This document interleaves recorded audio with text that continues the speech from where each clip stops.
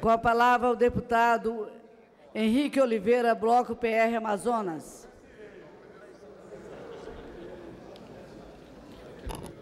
Senhora presidente, senhoras e senhores deputados, subo a esta tribuna hoje para manifestar aqui o meu repúdio ao conteúdo da medida provisória 517 de 2010, que concede uma série de benefícios fiscais para investimentos em áreas consideradas estratégicas pelo governo federal, inclusive alterando a lei de informática, o que põe em risco o bem-sucedido modelo da Zona Franca de Manaus.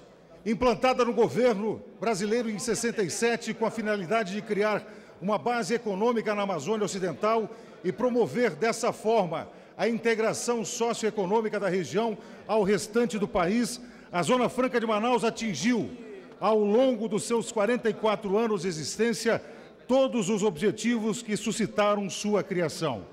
Além de diminuir sensivelmente as disparidades regionais e assegurar a soberania nacional sobre as nossas fronteiras territoriais, a Zona Franca de Manaus tem representado considerável fonte de recursos para o governo brasileiro.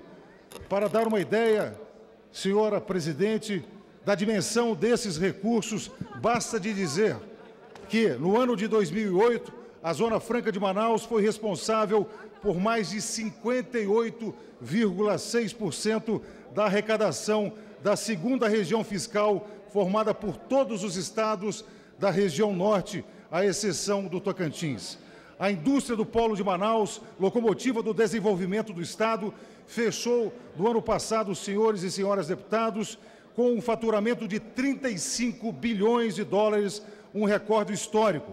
Os postos de trabalho ocupados na indústria local já passam e ultrapassam a casa dos 100 mil e os investimentos fixos apresentam uma curva ascendente com a aprovação de diversos novos projetos na Superintendência da Zona Franca de Manaus, a SUFRAMA e do Governo do Estado.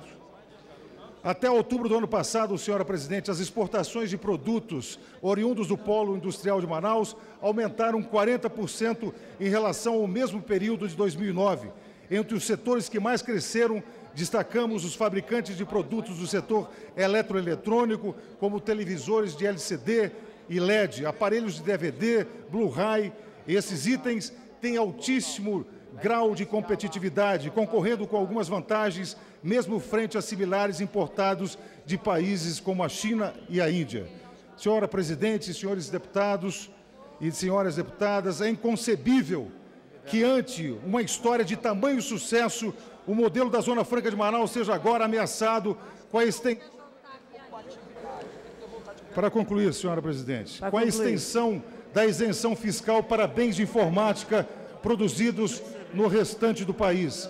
O artigo 14 da MP 517, por exemplo, inclui modem e roteadores de programas de computador na lista dos bens de informática sujeitos à isenção fiscal, além de reduzir a zero as alíquotas de contribuição para PIS/PASEP e da CONFINS incidentes sobre a receita bruta da venda e do varejo.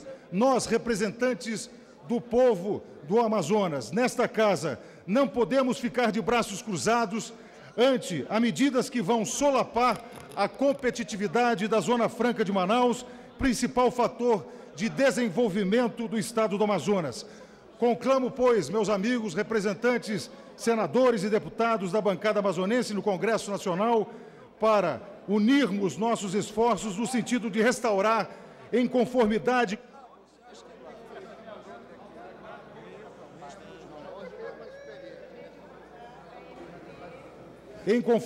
com o artigo 40 do ato das disposições transitórias de nossa Constituição, as características originais da Zona Franca de Manaus, que tantos benefícios tem trazido ao Amazonas e ao país.